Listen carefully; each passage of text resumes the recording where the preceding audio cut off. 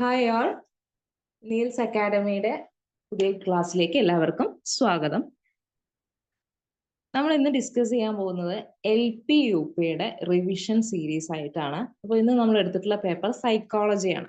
Okay, നമുക്കറിയാം ഏകദേശം ഏറ്റവും കൂടുതൽ വെയിറ്റേജ് വരുന്നത് സൈക്കോളജിക്കാണ്. 100-ൽ 20 മാർക്കോളം നമുക്ക് സൈക്കോളജിക്ക് വരുന്നുണ്ട്. അപ്പോൾ ഈ പേപ്പറിന്റെ ഇമ്പോർട്ടൻസ് നമുക്ക് മനസ്സിലാക്കാവുന്നതേ ഉള്ളൂ അല്ലെ.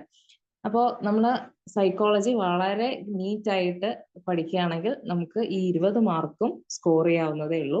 കൂടുതൽ കൺസെപ്ച്വൽ വൈസ് ആണ് നമ്മൾ പഠിക്കേണ്ടത്. അപ്പൊ നമുക്ക് ആ ഭാഗത്ത് നിന്ന് ഏത് രീതിയിൽ ക്വസ്റ്റ്യൻ വന്നാലും എന്ത് ചെയ്യാൻ പറ്റും, അറ്റൻഡ് ചെയ്യാൻ പറ്റും. ഓക്കെ, ഇന്ന് ഞാൻ എടുത്തിട്ടുള്ളത് കുറച്ച് ഫിലോസഫിയും സൈക്കോളജിയും കൂടിയിട്ട് ചേർന്നിട്ടുള്ള ഭാഗമാണ്. BEdനൊക്കെ നമ്മൾ പഠിച്ചു പോകുന്ന ഒരു ഭാഗമാണ്. ഓക്കെ, അപ്പൊ കഴിഞ്ഞ തവണത്തെ LP-UP UPയുടെ ക്വസ്റ്റ്യൻ പേപ്പറിൽ വന്നിട്ടുള്ള ക്വസ്റ്റ്യൻസ് ആണ് ഇത്. ഓക്കെ, അപ്പൊ നമുക്ക് ഓരോ ക്വസ്റ്റ്യൻസ് ആയിട്ട് ഡിസ്കസ് ചെയ്യാം. ഫസ്റ്റ് ക്വസ്റ്റ്യൻ: ഭാഗങ്ങളുടെ ആകെ തുകയേക്കാൾ മെച്ചപ്പെട്ടതാണ് അതിന്റെ സമഗ്രത എന്ന് സിദ്ധാന്തിക്കുന്ന മനഃശാസ്ത്ര സമീപനം.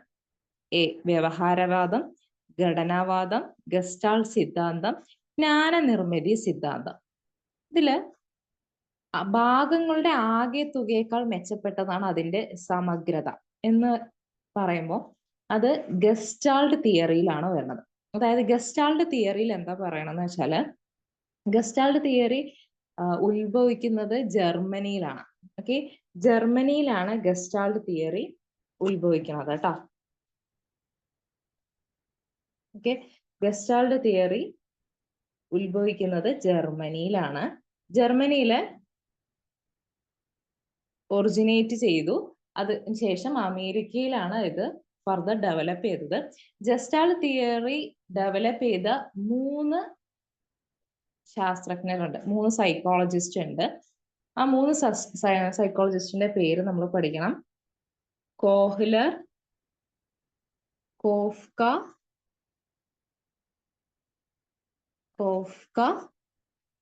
വെർത്തിമർ.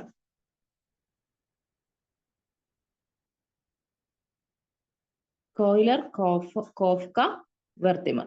ഈ 3 സൈക്കോളജിസ്റ്റ് ആണ് ഈ ഗസ്റ്റാൾട്ട് തിയറിയിൽ ഇമ്പോർട്ടന്റ് ആയിട്ട് വരുന്നത്.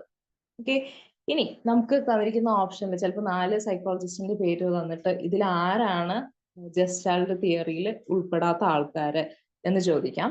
അല്ലെങ്കിൽ ഇവരിൽ ആരാണ് ഉൾപ്പെട്ടിട്ടുള്ളത് എന്നുള്ള രീതിയിലും ചോദിക്കാം. അപ്പൊ ഈ 3 പേരുകൾ നിർബന്ധമായിട്ടും നോക്കി വെക്കാം. ഓക്കെ, ഗസ്റ്റാൾട്ട് തിയറിയിൽ വന്നിട്ടുള്ള 3 സൈക്കോളജിസ്റ്റ് ആണ് കോഹ്ലർ, കോഫ്ക, വെർത്തിമർ. അതുപോലെ തന്നെ ഗസ്റ്റാൾട്ട് തിയറി ഉത്ഭവിക്കുന്നത് ജർമ്മനിയിലാണ്. ജർമ്മനിയിൽ ഉത്ഭവിച്ച് അമേരിക്കയിലാണ് പിന്നീട് ഇത് ഫർദർ ഡെവലപ്പ് ചെയ്ത് വരുന്നത്. ഇനി ജർമ്മനിയിൽ ഉത്ഭവിച്ചുകൊണ്ട് ജസ്റ്റാൾട്ട് എന്നുള്ള വാക്കിന്റെ മീനിങ് എന്ന് പറയുന്നത് അതൊരു ജർമ്മൻ വേർഡാണ്. ജർമ്മൻ വേർഡിന്റെ മീനിങ് എന്ന് പറയുന്നത് രൂപഘടന. ജസ്റ്റാൾട്ട് എന്ന വാക്കിന്റെ അർത്ഥം എന്ന് പറയുന്നത് രൂപഘടന എന്നുള്ളതാണ്.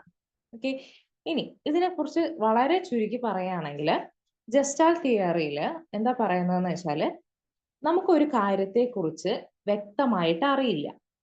ഓക്കെ, വ്യക്തമായിട്ട് അറിയാതെ നമ്മൾ അതിനെ കുറിച്ചിട്ട് അതിന്റെ കുറച്ച് കാര്യങ്ങൾ മാത്രമേ നമുക്ക് അറിയുള്ളൂ. അതിൽ നിന്ന് നമ്മൾ എന്ത് ചെയ്യാണ്, കംപ്ലീറ്റ് ആയിട്ട് ആ കാര്യം മനസ്സിലാക്കി എടുക്കുകയാണെങ്കിൽ, ഇല്ലെങ്കിൽ അതിനെക്കുറിച്ച് നമ്മൾ ഡെവലപ്പ് ചെയ്ത് എടുക്കുകയാണെങ്കിൽ നമ്മൾ അത് എന്ത് പറയും, അത് ഗസ്റ്റാൾട്ട് തിയറിയിൽ ഉൾപ്പെടുത്തുന്നതാണെന്ന് പറയും. അതായത് ഇപ്പോൾ ഒരു ക്ലാസ്സിൽ 30 കുട്ടികൾ ഉണ്ടെന്ന് വിചാരിക്കാം. ഒരു കാര്യത്തെ നോക്കിക്കാണുന്ന 30 കുട്ടികൾ 30 രീതിയിലാണ്. ഓക്കെ, നമ്മളിപ്പോ ഒരാളെ എന്ത് ചെയ്യാണ്, നമ്മളിപ്പോ ഒരു ബാറിനകത്ത് അടുത്ത് കാണുകയാണെന്ന് അകത്തല്ല, ഒരു ബാറിന്റെ അടുത്ത് വെച്ച് നമ്മൾ ഒരാളെ കാണുകയാണെന്ന് വിചാരിക്കാം. നമ്മളൊരു വ്യക്തിയെ നമുക്ക് പരിചയമുള്ള ഒരാളാണ്, അയാളെ നമ്മൾ ബാറിനടുത്ത് വെച്ചിട്ടാണ് കാണുന്നത്. നമ്മൾ വിചാരിക്കും, ഓ ഇയാള് ബാറിനടുത്ത് കണ്ടു, ഇയാള് മദ്യപിക്കുന്ന ആളാണ് നമ്മൾ മനസ്സിൽ സങ്കല്പിക്കുകയാണ്. പക്ഷെ അയാൾ വേറെ ഒരാളെ വെയിറ്റ് ചെയ്ത് നിൽക്കുകയോ അല്ലെങ്കിൽ മറ്റു കാരണത്താൽ അവിടെ നിൽക്കുക ആയിരിക്കാം. ഓക്കെ, നമുക്ക് അറിയില്ല. പക്ഷെ അയാളെ നമ്മൾ അതിനടുത്ത് കണ്ടു എന്നുള്ള ഒരു കാരണത്താൽ നമ്മൾ എന്ത് ചെയ്യണം, അയാളൊരു മദ്യപാനിയാണ് നമ്മൾ എന്ത് ചെയ്യണം, സങ്കല്പിച്ചെടുക്കുകയാണ്. ഓക്കെ, ഇതാണ് ഗസ്റ്റാൾട്ട് തിയറിയിൽ സിമ്പിൾ ആയിട്ട് നമ്മൾ പറയുക. അതായത് എന്തെങ്കിലും കുറച്ച് കാര്യങ്ങൾ അറിയുന്നത് വെച്ച് നമ്മൾ എന്ത് ചെയ്യണം, അതിനെക്കുറിച്ച് പൂർണ്ണമായിട്ട് നമ്മൾ ഉണ്ടാക്കിയെടുക്കണം. അത് എന്താണ്, ചിലപ്പോൾ തെറ്റായിരിക്കാം, ശരിയായിരിക്കാം. അതിന് നമുക്ക് ഒരിക്കലും പൂർണ്ണമായിട്ട് അത് ശരിയാണെന്ന് നമുക്ക് പറയാൻ പറ്റില്ല. ഇപ്പൊ നമുക്ക് സിമ്പിൾ ആയിട്ട് വേറൊരു എക്സാമ്പിൾ പറയുകയാണെങ്കിൽ, നമ്മളിപ്പോ വീട്ടിൽ ഫോൺ കളിച്ചുകൊണ്ടിരിക്കുകയാണ്, അല്ലെങ്കിൽ ഫോൺ നോക്കിക്കൊണ്ടിരിക്കുകയാണെന്ന് വിചാരിക്കാം. നമ്മൾ സ്ഥിരമായിട്ട് ഒരാളെ ഫോൺ നോക്കിയിട്ട് ഇരിക്കുമ്പോൾ നമ്മൾ വിചാരിക്കും, ഓ ആ കുട്ടി എന്താണ് ഏത് നേരം ഫോണിലാണ്, ഒരു ഉപകാരമുള്ള ഒരു കാര്യം ചെയ്തുകൂടെ, കുറച്ച് ക്രിയേറ്റീവ് ആയിട്ട് എന്തെങ്കിലും ചെയ്തുകൂടെ. ചിലപ്പോൾ ആ കുട്ടി ഓൺലൈൻ ക്ലാസ്സോ ഇല്ലെങ്കിൽ മറ്റെന്തെങ്കിലും ക്രിയേറ്റീവ് ആയിട്ടുള്ള കാര്യങ്ങൾ മൊബൈൽ യൂസ് ചെയ്ത് ചെയ്യുന്നുണ്ടാവാം, നമുക്കറിയില്ല. പക്ഷെ നമ്മൾ കാണുന്നത് എന്താ, ഏത് നേരം ആ കുട്ടി ഫോൺ നോക്കണം. അപ്പൊ നമ്മൾ അവരുടെ ഒരു മിസ്കൺസെപ്ഷൻ നമ്മളുടെ മനസ്സിൽ ഉണ്ടാവുകയാണ്. ഓക്കെ, അതാണ് എന്ത് ജസ്റ്റാൾഡ് തിയറിയിൽ ഉണ്ടാവുന്നത്. ഓക്കെ, ഭാഗങ്ങളുടെ ആകെ തുകയേക്കാൾ മെച്ചപ്പെട്ടതാണ് അതിന്റെ സമഗ്രത. അതായത് നമുക്ക് all is important than part. നമ്മൾ ഒരു കാര്യത്തെ കുറിച്ച് മുഴുവനായിട്ട് അറിയാതെ ഒരിക്കലും നമ്മൾ എന്ത് ചെയ്യാൻ പാടില്ല, അതിനെ കുറിച്ച് അഭിപ്രായം പറയാൻ പാടില്ല. ഓക്കെ, ഇതാണ് ജസ്റ്റാൾഡ് തിയറിയിൽ പറയുന്നത്. ഡെവലപ്പ് ചെയ്തത് അമേരിക്കയിലാണ്, ഒറിജിനേറ്റ് ചെയ്തത് ജർമ്മനിയിലാണ്. ഇനി അതിലുള്ള 3 സയന്റിസ്റ്റ് ആണ് കോഹ്ലർ, കോഫ്ക, വെർത്തിമർ. ഈ ജസ്റ്റാൾഡ് തിയറിയിൽ ഈ 3 പേരിൽ മെയിൻ ആയിട്ട് ഈ തിയറി ഡെവലപ്പ് ചെയ്യാൻ സഹായിച്ചത് വെർത്തിമർ എന്നുള്ള സൈക്കോളജിസ്റ്റ് ആണ് കേട്ടോ. വെർത്തിമർ എന്നുള്ള സൈക്കോളജിസ്റ്റ് ആണ് ഇതിൽ കുറച്ചുകൂടെ പ്രാമുഖ്യം ഉള്ളത്. ഓക്കെ, അടുത്ത ക്വസ്റ്റ്യൻ നോക്കാം. വ്യവഹാരവാദത്തെ, ബിഹേവിയറിസത്തെ സംബന്ധിച്ച് ശരിയല്ലാത്ത പ്രസ്താവന ഏത്?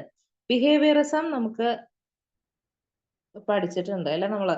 അതായത് പാവ്ലോന്റെ സിദ്ധാന്തം ബിഹേവിയറിസം റിലേറ്റ് ചെയ്തിട്ടാണ്. നമ്മള് പട്ടിയെ കൊണ്ടുള്ള എക്സ്പെരിമെന്റ് നമുക്കറിയാം. ഓക്കെ, അപ്പൊ അതൊക്കെ ബിഹേവിയറിസത്തിന്റെയാണ്. ഓക്കെ, ഇനി ത്രോണ്ടേക്കിന്റെ പൂച്ച, പാവ്ലോന്റെ പട്ടി എന്നൊക്കെ പറഞ്ഞ് നമ്മളിങ്ങനെ പഠിക്കാറുണ്ട്. അപ്പൊ ഇവരൊക്കെ എന്താണ്, ബിഹേവിയറിസത്തിന്റെ ആൾക്കാരാണ് കേട്ടോ. ഓക്കെ, ബിഹേവിയറിസം എന്ന് പറയുമ്പോൾ നമ്മൾ അവരെ കുറിച്ചൊക്കെ ആലോചിക്കാം. ഓപ്ഷൻ എ, വ്യവഹാരങ്ങളെല്ലാം ചോദന പ്രതികരണ ബന്ധങ്ങളിൽ അധിഷ്ഠിതമാണ്. ഓക്കെ, വ്യവഹാരങ്ങളെല്ലാം സ്റ്റിമുലസ് റെസ്പോൺസിന്റെ ബന്ധങ്ങളിൽ അധിഷ്ഠിതമാണ്. ഇത് ബിഹേവിയറിസത്തിന് ശരിയാണ്, സംബന്ധിച്ച് ശരിയായ കാര്യമാണ്. ജീവികളെ നിരീക്ഷിച്ച് മനുഷ്യരുടെ വ്യവഹാരങ്ങളെ കുറിച്ച് നിഗമനങ്ങളിൽ എത്തിക്കുക സാധ്യമല്ല. ഓക്കെ, ജീവികളെ നിരീക്ഷിച്ചിട്ട്, അതായത് നമ്മൾ പാവ്ലോയിലെ പട്ടിയെ യൂസ് ചെയ്തിട്ടാണ് അവിടെ കണ്ടീഷനിങ്, ഓരോ ടെക്നിക്ക് നമ്മൾ യൂസ് ചെയ്തിട്ട് എന്ത് ചെയ്യണം, ഒരു സ്റ്റിമുലസ് കൊടുക്കുന്നു, അതിന്റെ റെസ്പോൺസ് നോക്കുന്നു, വീണ്ടും സ്റ്റിമുലസ് കൊടുക്കുന്നു, അതിന്റെ റെസ്പോൺസ് എങ്ങനെയാണെന്ന് ചേഞ്ച് ചെയ്ത് നോക്കുന്നത് നമ്മളൊരു പട്ടിയെ യൂസ് ചെയ്തിട്ടാണ്. ഓക്കെ, ഇനി നമ്മള് എന്താ പറയാ, ത്രോണ്ടേക്കിന്റെ കേസ് പറയുകയാണെങ്കിൽ, ത്രോണ്ടേക്കിന്റെ കേസിൽ വരുമ്പോൾ നമ്മൾ എന്താണ്, അവിടെ പൂച്ചയുടെ കേസിലാണ് അല്ലെ.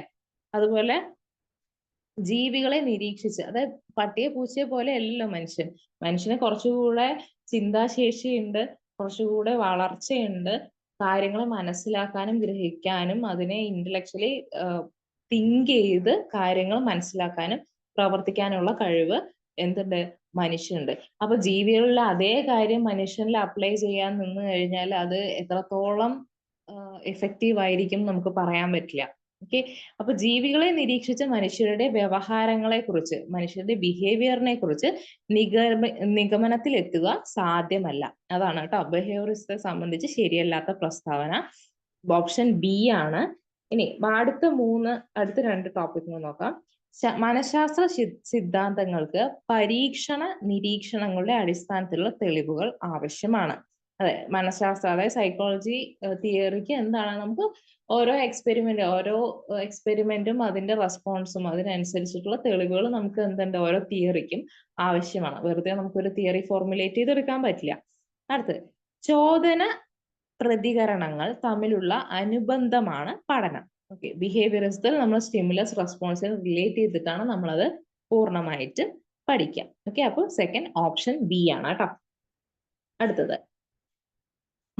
മനോവിശ്ലേഷണ സിദ്ധാന്തത്തിന്റെ ഉപജ്ഞാതാവ് ആര്?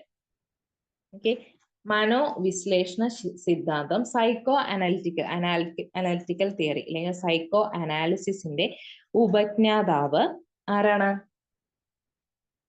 ഓപ്ഷൻ ഡി, സിഗ്മണ്ട് ഫ്രോയിഡ് ആണ് കേട്ടോ. സിഗ്മണ്ട് ഫ്രോയിഡ് ആണ് എന്ത്, സൈക്കോ അനാലിറ്റിക്കൽ തിയറിയുടെ ഉപജ്ഞാതാവ് എന്ന് പറയണത്. ഇതില് സിഗ്മണ്ട് ഫ്രോയിഡിനെ കുറിച്ച് പറയുമ്പോൾ അതിൽ കുറച്ച് കാര്യങ്ങൾ നമ്മൾ മനസ്സിലാക്കാനുണ്ട്. സിഗ്മണ്ട് ഫ്രോയിഡ് നമ്മളെ മനുഷ്യ മനസ്സിനെ ഒരു ഐസ്ബർഗുമായിട്ട്, ഐസിന്റെ ഒരു കട്ടയുമായിട്ടാണ് എന്ത് ചെയ്തിട്ടുള്ളത്, അദ്ദേഹം ഉപമിച്ചിട്ടുള്ളത്. സിഗ്മണ്ട് ഫ്രോയിഡ് നമ്മുടെ മനുഷ്യ മനസ്സിനെ ഒരു ഐസ്ബർഗിനെ കണക്കാണ് എന്ത് ചെയ്തിട്ടുള്ളത്, കമ്പയർ ചെയ്തിട്ടുള്ളത്. ഓക്കെ, അപ്പൊ ഐസ്ബർഗിനെ നമ്മുടെ മനസ്സിനെ, മനുഷ്യ മനസ്സിനെ ഐസ്ബർഗുമായിട്ട് കമ്പയർ ചെയ്തിട്ടുള്ള മനഃശാസ്ത്രജ്ഞനാണ് ആര്, സിഗ്മണ്ട് ഫ്രോയിഡ്. ഇനി അദ്ദേഹം പറഞ്ഞ എന്താന്ന് വെച്ചാല്, വെള്ളമാണെന്ന് വിചാരിക്കുക, ഒരു ഐസ്ബർഗിന്റെ കുറച്ച് ഭാഗം മാത്രമേ നമ്മൾ പുറത്ത് കാണുള്ളൂ. ഓക്കെ, ബാക്കി എല്ലാ ഭാഗവും എന്താണ്, കാണില്ല. ഓക്കെ, അതുപോലെയാണ് ഐസ്ബർഗിന്റെ ബാക്കിയുള്ള ഭാഗം എന്താണ്, വെള്ളത്തിനടിയിലാണ്. അപ്പൊ ഐസ്ബർഗിന്റെ കാര്യത്തില് വെള്ളത്തിനടിയിലായതുപോലെ തന്നെ മനുഷ്യ മനസ്സിന്റെ ഒരു ചെറിയ ഭാഗം മാത്രമേ നമ്മൾ പുറത്തേക്ക് കാണുള്ളൂ. ഈ പുറത്തേക്ക് കാണുന്ന ഭാഗമാണ് എന്ത്, നമ്മളുടെ ബോധ മനസ്സ്. ഓക്കെ, പുറത്തേക്ക് കാണുന്നതാണ് നമ്മളുടെ ബോധ മനസ്സ്, conscious mind. Conscious mind, conscious mind, ബോധ മനസ്സ്.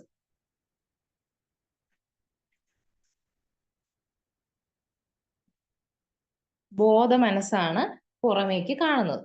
ഇനി അതിനെ തൊട്ട് താഴെയായിട്ട് രണ്ട് മനസ്സുകൾ കൂടെയുണ്ട് മനുഷ്യന്.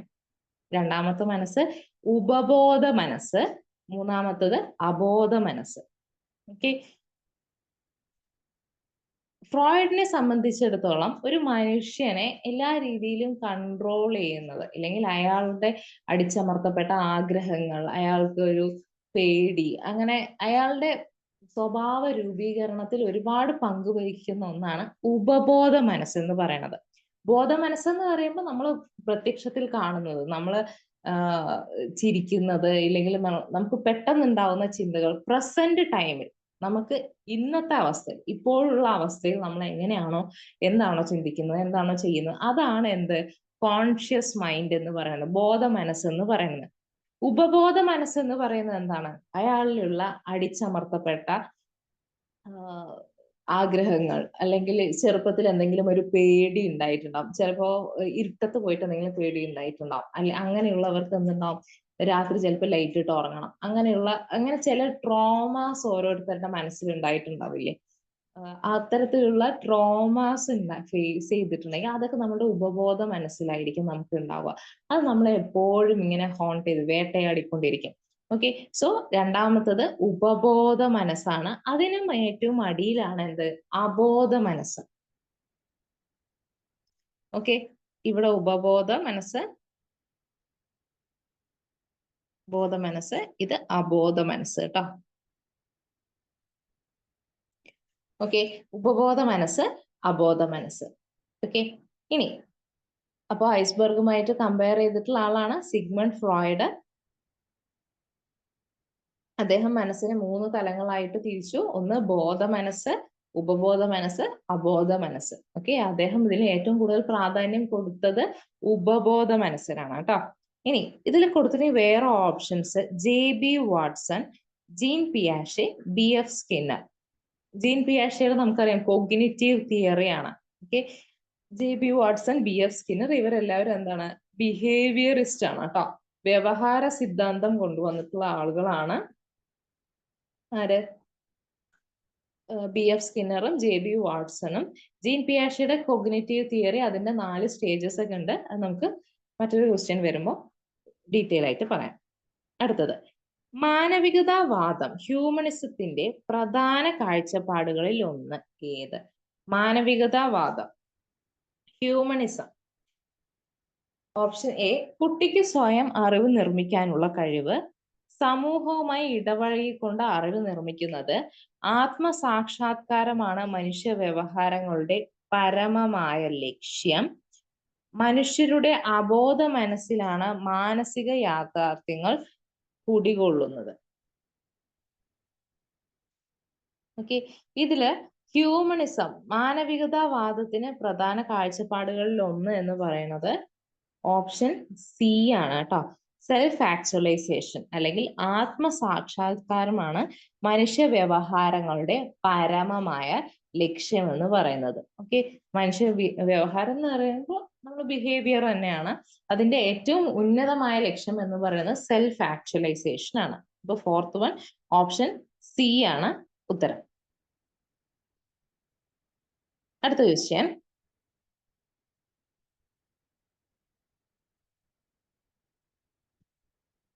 പിയാഷെയുടെ സിദ്ധാന്ത പ്രകാരം നിലവിലുള്ള സ്കീം ഉപയോഗിച്ച് പുതിയ സാഹചര്യത്തെ ഉൾക്കൊള്ളുന്ന പ്രക്രിയയാണ്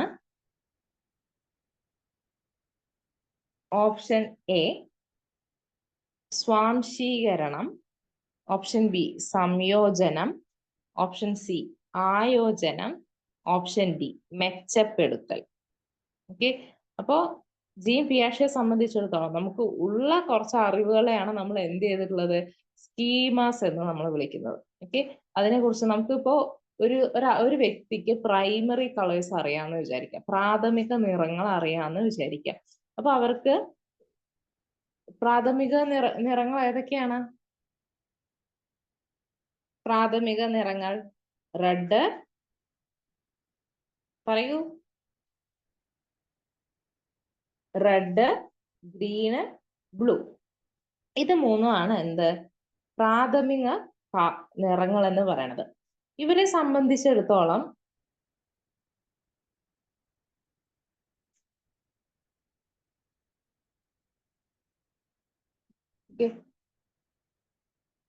റെഡ്, യെല്ലോ, ബ്ലൂ ആണ് എന്ത് പ്രൈമറി കളേഴ്സ് എന്ന് പറയുന്നത്.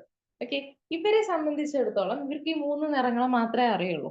ഓക്കെ, പുതുതായിട്ട് കാണുന്ന ഒരു നിറത്തെ അവര് എന്ത് ചെയ്യും? ആ പുതുതായി കാണുന്ന ഒരു നിറത്തെ, അതായത് ഇവരുടെ അറിവാണ് എന്ത് ഈ റെഡ്, യെല്ലോ, ബ്ലൂ എന്ന് പറയുന്നത്. അതാണ് പ്രാഥമിക നിറങ്ങളായിട്ട് അവർ സ്കീമയായിട്ട് തലച്ചോറിൽ കൊണ്ട് നടക്കുന്നത്. ഇനി അവർ പുതിയതായിട്ട് ഒരു കളർ കാണുകയാണ്, പിങ്ക് കാണുകയാണെന്ന് വിചാരിക്കുക. അതിനെ അവര് അറിയുമ്പോൾ ഉള്ളിലേക്ക് എടുക്കുന്നത് എങ്ങനെയാണ്? സ്വാംശീകരണത്തിലൂടെയാണ്, അസിമിലേഷനിലൂടെയാണ് കേട്ടോ. ഓക്കെ, എന്തിലൂടെയാണ്? അസിമിലേഷനിലൂടെയാണ്. അപ്പോ ഫിഫ്ത്ത് വൺ ഓപ്ഷൻ എ ആണ് correct answer. Option A, Jean പിയാഷേല് അസിമിലേഷൻ ആണ് ആൻസർ. ഇനി സിക്സ്ത് വൺ, വിളംബിത ചാലക വികാസത്തിന് ഡിലേഡ് മോട്ടോർ ഡെവലപ്മെന്റിന് കാരണമല്ലാത്തത് ഏത്? വിളംബിത ചാലക വികാസത്തിന് delayed motor development. Delayed motor development എന്ന് വെച്ച് കഴിഞ്ഞാൽ നമുക്കിപ്പോ പറയാൻ പറ്റും, ചെറിയ കുട്ടികൾക്ക്, നമ്മൾ ചെറിയ കുട്ടികളെ കാണുകയാണെന്ന് വിചാരിക്കുക. ഇപ്പൊ 1 വയസ്സ് വരെയുള്ള കുട്ടികളിലാണ് ചെറിയ കുട്ടികളിലാണ് ഏറ്റവും പെട്ടെന്ന രീതിയിൽ മാറ്റങ്ങൾ ഉണ്ടാവുക, വളർച്ച ഉണ്ടാവുക. ഓക്കെ, അപ്പോ ചില കുട്ടികൾ തടിയുള്ള കുട്ടികളുണ്ടാവും, ചില കുട്ടികൾ മെലിഞ്ഞ കുട്ടികളുണ്ടാവും, ചില കുട്ടികൾ 3 മാസം ആകുമ്പോഴേക്കും കമിഴുന്ന കുട്ടികളുണ്ട്, ചില കുട്ടികൾ 5 മാസം എത്തിയ ശേഷം എന്ത് ചെയ്യുള്ളൂ, കമിഴുള്ളൂ. നമുക്ക് മോട്ടോർ ഡെവലപ്മെന്റ് എന്ന് പറയുന്നത് ഇത്തരം ആക്ടിവിറ്റീസിനെയാണല്ലോ. അപ്പൊ ചില കുട്ടികൾ 1 വയസ്സിന് മുമ്പ് നടക്കാൻ തുടങ്ങും, ചിലര് 1 വയസ്സ് കഴിഞ്ഞ് കുറച്ച് 1 വയസ്സൊക്കെ ആവുന്ന സമയത്തായിരിക്കും നടക്കാൻ തുടങ്ങാം. കൂടുതലും മെലിഞ്ഞ കുട്ടികളാവുമ്പോൾ എന്ത് ചെയ്യും, കുറച്ചുകൂടെ നേരത്തെ മോട്ടോർ ആക്ടിവിറ്റീസ് അവർക്ക് ഈസിലി ചെയ്യാൻ പറ്റും. ഓക്കെ, അപ്പൊ ഇത്തരത്തിലുള്ള ഡിലേഡ് മോട്ടോർ ഡെവലപ്മെന്റിന് കാരണമല്ലാത്തത് ഏതാണെന്നാണ് ചോദ്യം. അപ്പോ ഓപ്ഷൻ ന്യൂനബുദ്ധി, അനാരോഗ്യം, അഭ്യാസക്കുറവ്, ശ്രദ്ധക്കുറവ്. ഓക്കെ, ഇതിൽ ഡിലേഡ് മോട്ടോർ ഡെവലപ്മെന്റിന് കാരണമല്ലാത്തത്, ന്യൂനബുദ്ധി ഉണ്ടെങ്കിൽ ഡിലേഡ് മോട്ടോർ ഡെവലപ്മെന്റ് ഉണ്ടാവാം, അനാരോഗ്യം ഉണ്ടെങ്കിൽ ഡിലേഡ് മോട്ടോർ ഡെവലപ്മെന്റ് എന്ത് ചെയ്യും, വൈകാം, അഭ്യാസക്കുറവുണ്ടെങ്കിലും അതുപോലെ തന്നെ എന്ത് ചെയ്യാം, മോട്ടോർ ഡെവലപ്മെന്റ് വൈകാം. ശ്രദ്ധക്കുറവാണ് എന്ത് ഡിലേഡ് മോട്ടോർ ഡെവലപ്മെന്റിന് കാരണം അല്ലാത്തത് കേട്ടോ. അപ്പൊ ശ്രദ്ധക്കുറവ് കാരണം എന്ത് ചെയ്യില്ല, ഒരിക്കലും മോട്ടോർ ഡെവലപ്മെന്റ് ഡിലേ ആവില്ല. ഓക്കെ, ഇത് മറ്റൊരു എക്സാമ്പിൾ ആണ്. അഭ്യാസക്കുറവ്, ഭയം, തടിച്ച ശരീരം, ഇത്തരം കാര്യങ്ങളെല്ലാം എന്താണ് ബുദ്ധിവികാസത്തിലുള്ള കുറവുകൾ, ഇതെല്ലാം ഡിലേഡ് മോട്ടോർ ഡെവലപ്മെന്റിന് കാരണമാണ്. ഇനി അടുത്തത്, തെറ്റായ പ്രസ്താവന ഏത്? വ്യക്തിയുടെ വിദ്യാഭ്യാസത്തിൽ പാരമ്പര്യവും പര്യാവരണവും സഹായിക്കുന്നു. നമ്മൾ ഹെറിഡിറ്റിയും എൻവയോൺമെന്റും പഠിച്ചിട്ടുണ്ട്. ഇതിൽ തെറ്റായ പ്രസ്താവന, ഒരു വ്യക്തിയുടെ വിദ്യാഭ്യാസത്തിൽ പാരമ്പര്യം, ഹെറിഡിറ്റിയും എൻവയോൺമെന്റും സഹായിക്കുന്നുണ്ട്. തീർച്ചയായും ശരിയാണ്. പാരമ്പര്യ ഹെറിഡിറ്റിയുമായ കഴിവുകൾ ഏത് പര്യാവരണത്തിലും വികാസം പ്രാപിക്കുന്നു. അതായത് പാരമ്പര്യമായ കഴിവുകൾ ഓരോ വ്യക്തിക്ക് ഉണ്ടെങ്കിൽ അത് ഏത് സാഹചര്യത്തിലാണെങ്കിലും അത് വികാസം പ്രാപിക്കുന്നു എന്ന് പറയുമ്പോൾ അത് തെറ്റായ ഒരു വാദമാണ്. കാരണം നമുക്കിപ്പോ എത്രയൊക്കെ പാരമ്പര്യമായിട്ട് എത്രയൊക്കെ കഴിവുകൾ ഉണ്ടെങ്കിലും ഒരു അനുയോജ്യമായ ഒരു സാഹചര്യം ഇല്ലെങ്കിൽ അത് വളർന്നു വരാൻ വലിയ പ്രയാസമാണ്. നമുക്ക് എത്രയൊക്കെ കഴിവുണ്ടെന്ന് പറഞ്ഞാലും ഇപ്പോ എന്തെങ്കിലും ശാരീരികമായ ബുദ്ധിമുട്ട്, ഇല്ലെങ്കിൽ ശരിയായ രീതിയിൽ ഭക്ഷണം ലഭിക്കാതിരിക്കുക, ഇല്ലെങ്കിൽ മറ്റെന്തെങ്കിലും ഇമോഷണൽ പ്രശ്നങ്ങൾ ഉണ്ടാവുക, വീട്ടിൽ എന്തെങ്കിലും പ്രശ്നങ്ങൾ ഉണ്ടാവുക, അങ്ങനെയൊക്കെ പ്രശ്നങ്ങൾ ഉണ്ടാവുക, അവരുടെ പുറമെയുള്ള സാഹചര്യം അവർക്ക് അനുകൂലമല്ലെങ്കിൽ അവർ കഴിവുണ്ടെങ്കിലും എന്ത് ചെയ്യാൻ പറ്റില്ല, അത് നല്ല രീതിയിൽ പുറത്തെടുക്കാൻ പറ്റില്ല. അപ്പൊ പാരമ്പര്യമായ കഴിവുകൾ ഏത് പര്യാവരണത്തിലും വികാസം പ്രാപിക്കുന്നു എന്ന് പറയുന്നത് തെറ്റായ ഒരു പ്രസ്താവനയാണ്. അടുത്ത പ്രസ്താവനകൾ നോക്കാം. അനുകൂലമായ പര്യാവരണത്തിൽ പാരമ്പര്യമായ കഴിവുകൾ വികാസം പ്രാപിക്കുന്നു. ശരിയാണ്. പാരമ്പര്യം വികാസത്തിന്റെ അടിത്തറയും പര്യാവരണം അതിന്റെ ഘടനയുമാണ്. ശരിയാണ്. അപ്പൊ ഇവിടെ തെറ്റായത് ഓപ്ഷൻ ബി ആണ് കേട്ടോ. പാരമ്പര്യമായ കഴിവുകൾ ഏത് പര്യാവരണത്തിലും വികാസം പ്രാപിക്കുന്നു എന്നുള്ളത് തെറ്റാണ്. അടുത്ത ചോദ്യം, കാതറിൻ ബ്രിഡ്ജസ് ഏത് മേഖലയുമായി ബന്ധപ്പെട്ടതാണ്? Catherine bridges chart.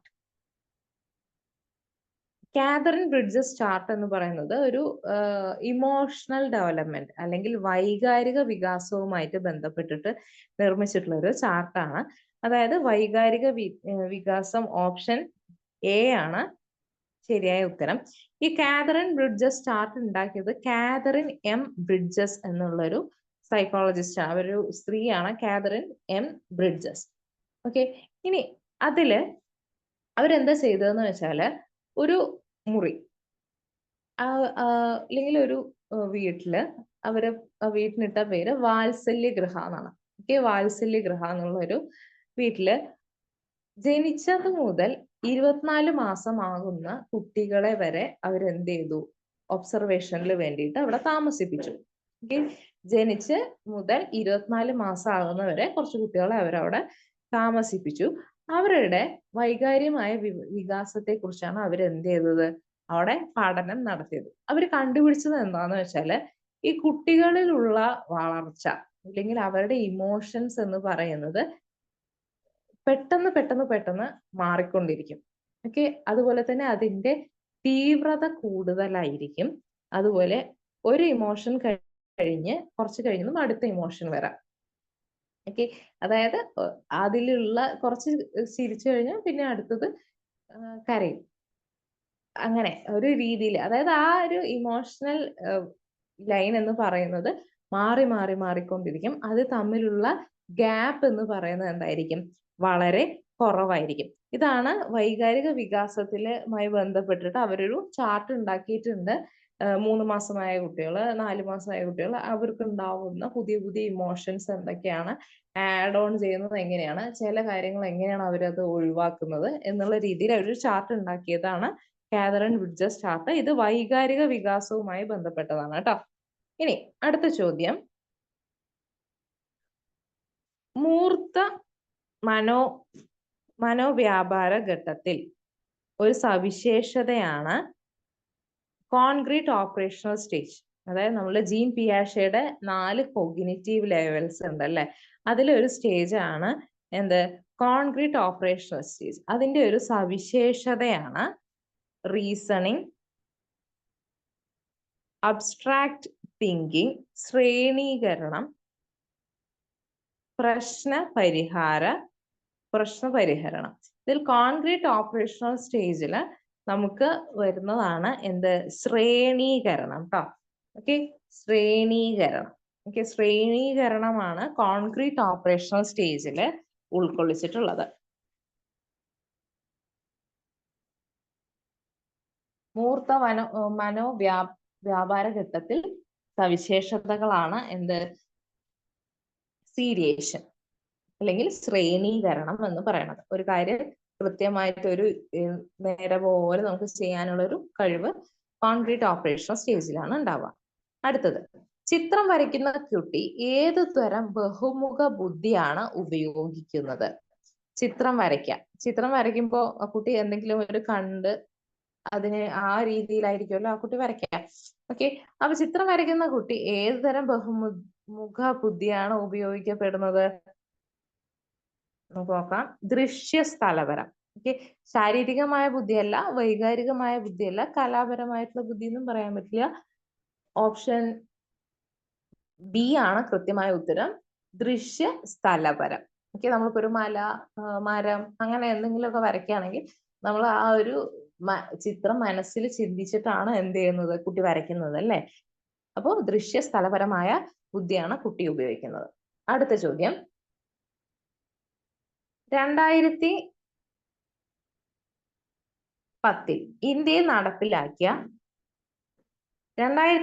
ഇന്ത്യയിൽ നടപ്പിലാക്കിയ വിദ്യാഭ്യാസ അവകാശ നിയമത്തെ സംബന്ധിച്ച് ഏറ്റവും ശരിയായ പ്രസ്താവന ഏത്? ഒന്നാമത്തത്, മൗലിക അവകാശമായ വിദ്യാഭ്യാസം സൗജന്യമായി ഇന്ത്യയിലെ എല്ലാ കുട്ടികൾക്കും ലഭ്യമായി. സൗജന്യവും നിർബന്ധിതവുമായ പ്രൈമറി വിദ്യാഭ്യാസം എല്ലാ കുട്ടികൾക്കും സാർവത്രികമായി ലഭ്യമായി. 6 മുതൽ 14 വയസ്സ് വരെയുള്ള കുട്ടികളുടെ വിദ്യാഭ്യാസം സാർവത്രികവും നിർബന്ധിതവുമാക്കി. സൗജന്യവും നിർബന്ധിതവുമായ വിദ്യാഭ്യാസം 6 മുതൽ 16 വയസ്സ് വരെയുള്ള കുട്ടികളുടെ മൗലിക അവകാശമായി പ്രാബല്യത്തിൽ വന്നു. ഓപ്ഷൻ ഡി ആണ് കൃത്യമായ ഉത്തരം ട്ടോ.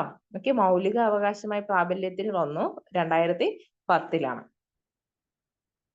അടുത്തത്, ഗാന്ധിജി ആവിഷ്കരിച്ച വിദ്യാഭ്യാസ പദ്ധതി ഏത് പേരിൽ അറിയപ്പെടുന്നു? ഗാന്ധിജി ആവിഷ്കരിച്ച വിദ്യാഭ്യാസ പദ്ധതി അടിസ്ഥാന വിദ്യാഭ്യാസ പദ്ധതിയാണ് കേട്ടോ. അടിസ്ഥാന വിദ്യാഭ്യാസ പദ്ധതി, ബേസിക് എഡ്യൂക്കേഷൻ ആണ് അദ്ദേഹം ആവിഷ്കരിച്ച വിദ്യാഭ്യാസ പദ്ധതി. അതുപോലെ തന്നെ കുട്ടികൾ വിദ്യാഭ്യാസം എന്ന് പറയുന്നത് പുസ്തകത്തിൽ മാത്രം ഒതുങ്ങി നിൽക്കുന്നതല്ല, അവർക്കൊരു കൈത്തൊഴിൽ കൂടി എന്ത് ചെയ്യണം, എപ്പോഴും അറിഞ്ഞിരിക്കണം, ക്രാഫ്റ്റ് സെന്റേർഡ് ആയിരിക്കണം എന്നും കൂടി അദ്ദേഹം ഈ അടിസ്ഥാന വിദ്യാഭ്യാസ പദ്ധതി, ഒരു വൊക്കേഷണൽ എഡ്യൂക്കേഷനൊക്കെ ഇതിന്റെ ബേസ് ചെയ്തിട്ടാണ് വന്നിട്ടുള്ളത്. അപ്പൊ അടിസ്ഥാന വിദ്യാഭ്യാസ പദ്ധതിയാണ് ഗാന്ധിജി ആവിഷ്കരിച്ച വിദ്യാഭ്യാസ പദ്ധതി എന്ന് പറയുന്നത്. അടുത്തത്, റൂസോ തന്റെ വിദ്യാഭ്യാസ ദർശനങ്ങൾ വിശദമാക്കിയ ഗ്രന്ഥം? Discourse, Rousseau, social contract, Emile, confessions. ഇതില് വിദ്യാഭ്യാസത്തെ കുറിച്ച് അദ്ദേഹം പ്രതിപാദിക്കുന്നത് എമിലി എന്നുള്ള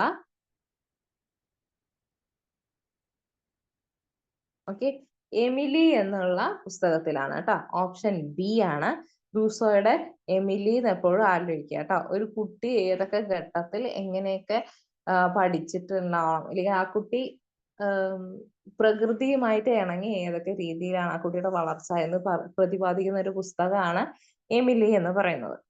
അടുത്ത ചോദ്യം, പ്രൈമറി ക്ലാസ് റൂം പ്രവർത്തനത്തിന്റെ ഭാഗമായി വീഡിയോ ഉപയോഗിക്കുന്നതിനെ ഉപയോഗിച്ച് ശരിയല്ലാത്ത പ്രസ്താവന. Okay, video primary class room പഠന സമയത്ത് നമ്മള് വീഡിയോകൾ ഇല്ലെങ്കിൽ കുട്ടികൾക്ക് പഠനത്തിന് ആവശ്യമായ വീഡിയോകളൊക്കെ കാണിച്ചു കൊടുക്കുകയാണെങ്കിൽ അതിൽ തെറ്റായ പ്രസ്താവന ഏതാണെന്നാണ്. നിരന്തരം വീഡിയോകൾ കാണിക്കണം, ചെറിയ വീഡിയോ ആയിരിക്കണം, നേരനുഭവങ്ങൾക്ക് സാധ്യതയില്ലാത്ത സന്ദർഭങ്ങളാണ് വീഡിയോകൾ പ്രയോജനപ്പെടുക, ഇടയ്ക്ക് അധ്യാപക വിശദീകരണങ്ങൾ വേണം. ഇതിൽ ഓപ്ഷൻ എ ആണ് നമുക്ക് വരിക കേട്ടോ. നിരന്തരം വീഡിയോ കാണിക്കണം എന്നുള്ള പ്രസ്താവന ശരിയല്ല. ഒരിക്കലും നിരന്തരം വീഡിയോ കാണിക്കാൻ പാടില്ല, കുട്ടികൾക്ക് കോൺസെൻട്രേഷൻ കിട്ടില്ല. പ്രൈമറി ക്ലാസ് റൂം പ്രവർത്തനത്തിന്റെ ഭാഗമായി വീഡിയോ ഉപയോഗിക്കുന്നതിനെ സംബന്ധിച്ച് ശരിയല്ലാത്ത പ്രസ്താവനയാണ് കേട്ടോ അത്. അടുത്തത്, പഠന വൈകല്യത്തിൽ ലേണിംഗ് ഡിസബിലിറ്റിയിൽ ഉൾപ്പെട്ടിട്ടുള്ളത് ഡിസ്ലെക്സിയ, ADHD, ഓട്ടിസം,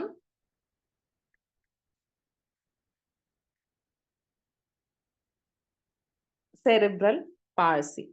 ഓക്കെ, ഇത് ഇതില് ശരിയായ ലേണിംഗ് ഡിസബിലിറ്റി ആയിട്ട് നമ്മൾ പറയുന്നത് ഡിസ്ലെക്സി ആണ് കേട്ടോ. ഓപ്ഷൻ എ ഡിസ്ലെക്സി ആണ്.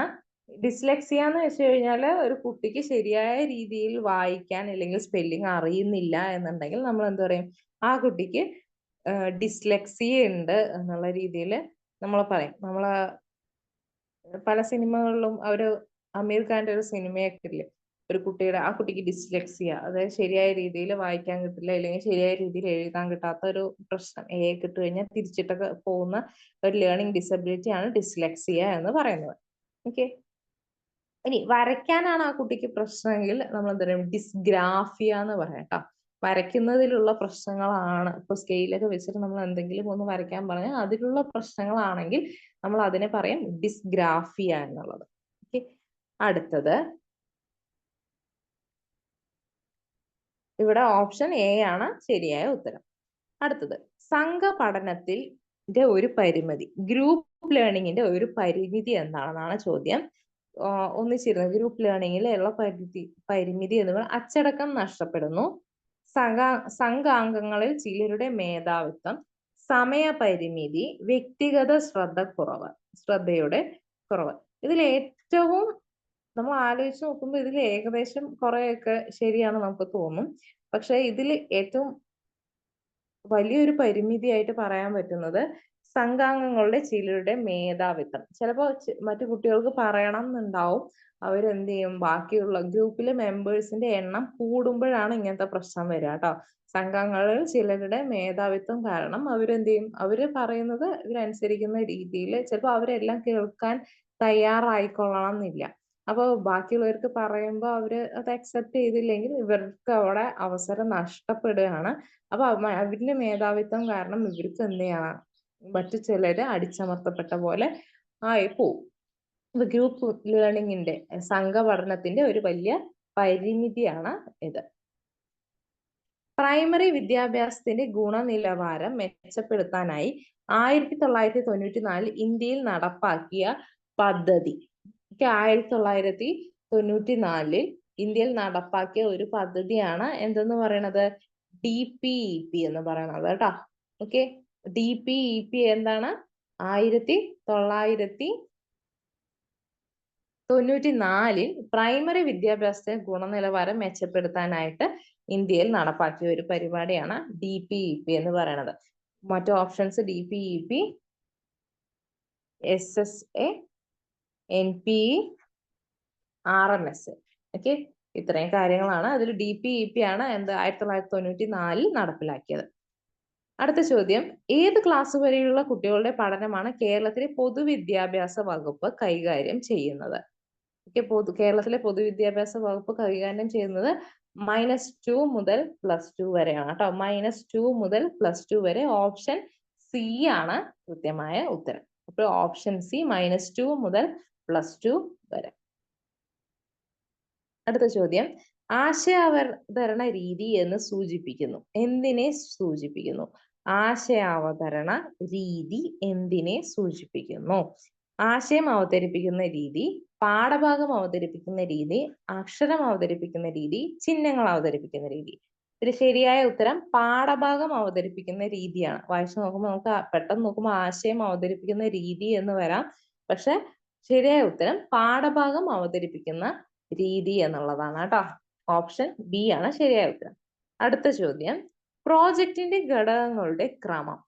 പ്രോജക്റ്റിന്റെ ഘടകങ്ങളുടെ ക്രമം എന്ന് പറയുന്നത് എന്താണ്?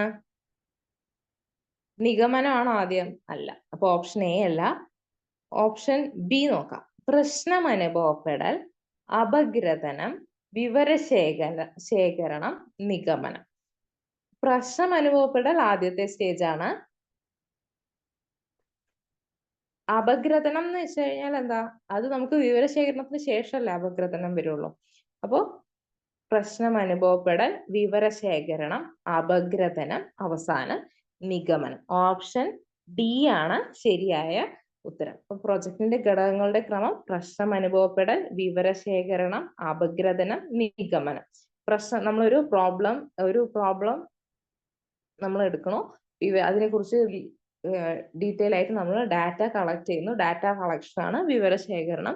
അപഗ്രഥനം അതിന്റെ അനാലിസിസ്, കിട്ടിയ ഡാറ്റയുടെ അനാലിസിസ് ആണ് അപഗ്രഥനം. നിഗമനം എന്താണ്? അതിന്റെ കൺക്ലൂഷൻ. അതാണ് നമുക്ക് പ്രൊജക്ടിന്റെ ഘടകങ്ങൾ എന്ന് പറയുന്നത്. ഓക്കെ, അപ്പൊ അടുത്ത ക്ലാസ്സിൽ നമുക്ക് കൂടുതൽ ക്വസ്റ്റ്യൻസും ആയിട്ട് കാണാം. അപ്പൊ എല്ലാവരും നന്നായി പഠിക്കാം. Happy learning.